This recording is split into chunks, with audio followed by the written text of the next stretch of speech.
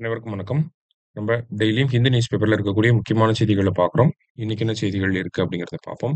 So இங்க 2 விஷயங்கள நம்ம தெரிஞ்சுக்க போறோம். ஓகேங்களா? என்ன அப்படின்னு பார்த்தீங்கன்னா, national data sharing and accessibility policy அப்படிங்கிறது 2012ல வந்திருக்கு. சரிங்களா? இந்த ஃபேக்ட்ட தெரிஞ்சுக்கணும். ஓகேவா?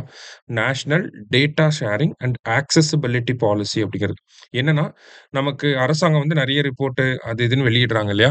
ஸோ அதுல சென்சிட்டிவான இருக்கக்கூடிய இன்ஃபர்மேஷன வந்து வெளியிட மாட்டாங்க.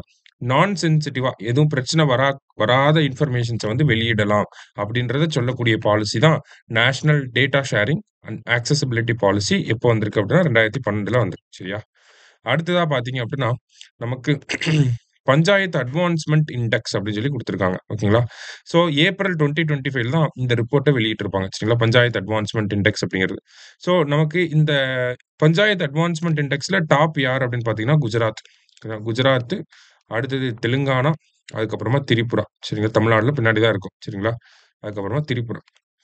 ஸோ இந்த பஞ்சாயத்து அட்வான்ஸ்மென்ட் இண்டெக்ஸ் அப்படிங்கிறது ஒரு 9 தீம பேஸ் பண்ணி 9 எல்எஸ்டிஜிய பேஸ் பண்ணி எஸ்டிஜின்னா தெரியும். அது என்ன எல்எஸ்டிஜி அப்படின்னு பார்த்தீங்கன்னா, எஸ்டிஜி கோல்ஸ் 17 இருக்கு.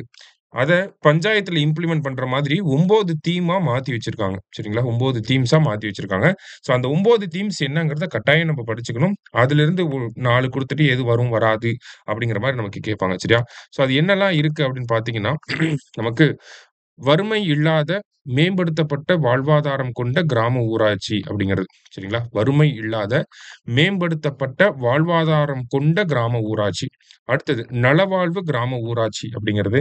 குழந்தை நேய கிராம ஊராட்சி அப்படிங்கிறது. நீரில் தன்னிறைவு அடைந்த கிராம ஊராட்சி. தூய்மையான மற்றும் பசுமையான கிராம ஊராட்சி. அடுத்தது உட்கட்டமைப்பில் தன்னிறைவு அடைந்த கிராம ஊராட்சி.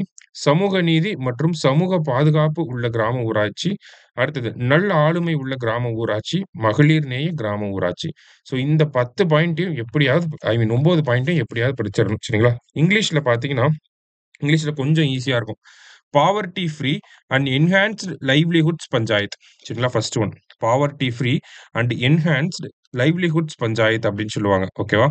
அடுத்தது healthy panchayat, child friendly panchayat, water sufficient panchayat, clean and green panchayat, self sufficient infrastructure panchayat, socially just and socially secured panchayat, panchayat with good governance. அடுத்தது விமன் ஃப்ரெண்ட்லி பஞ்சாயத் அப்படிங்கிற 9 பாயிண்ட் இருக்கு.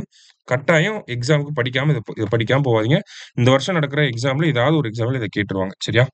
ஸோ இததான் நம்ப பஞ்சாயத்து அட்வான்ஸ்மென்ட் இண்டெக்ஸ் அப்படின்னு சொல்லி சொல்றோம். சரிங்களா? ரைட். ஸோ இத நம்ம படிக்கிறோம். அடுத்ததா பார்த்தீங்க அப்படின்னா, நமக்கு E0 எஃப்ஐஆர் இனிஷியேட்டிவ் அப்படின்னு சொல்லி குடுத்துருக்காங்க. அதாவது நமக்கு சைபர் கிரைம் ஹெல்ப்லைன் என்னது 1930. இதுக்கு கீழ இப்ப நீங்க கால் பண்ணி, என்ன வந்து ஒருத்தர் ரூ. 10,00,000 மேல ஏமாத்திட்டாரு அப்படிங்கிறத சொல்றீங்க. ஓகேங்களா? இந்த த்ரெஷ்ஹோல்ட் அமௌண்ட் அப்படிங்கிறது ரூ. 10,00,000 தான் பேஸ் அமௌண்ட். சரியா? ஸோ ரூ. 10,00,000 மேல ஏமாத்திட்டாங்க அப்படின்னா, ஆட்டோமேட்டிக்கா என்ன ஆகும் அப்படின்னா, அது எஃப்ஐஆரா கன்வெர்ட் ஆயிரும். சரிங்களா? இந்த மாதிரி ஒரு சாஃப்ட்வேர வந்து யார் டெவலப் பண்ணியிருக்காங்கன்னா, இந்தியாவோட I4C அப்படிங்கிற அமைப்பு. I4C அப்படின்னு பார்த்தீங்கன்னா, Indian cyber crime coordination centre. அதுதான் அவங்கள தான் நம்ம I4C அப்படின்னு சொல்றோம். ஓகேங்களா? Cyber crime coordination centre 4 C வரும். அதனால தான் I4C. ஸோ இந்த மாதிரி ரூ. 10,00,000 மேல பதிவாகக்கூடிய கம்ப்ளைண்ட்ட டைரக்ட்டா எஃப்ஐஆரா மாத்தக்கூடிய ஒரு இனிஷியேட்டிவ் கொண்டு வந்திருக்காங்க. ஸோ அத பைலட் ப்ராஜெக்ட்டா எங்க இம்ப்ளிமெண்ட் பண்ணியிருக்காங்க? டெல்லில இம்ப்ளிமெண்ட் பண்ணியிருக்காங்க. சரியா?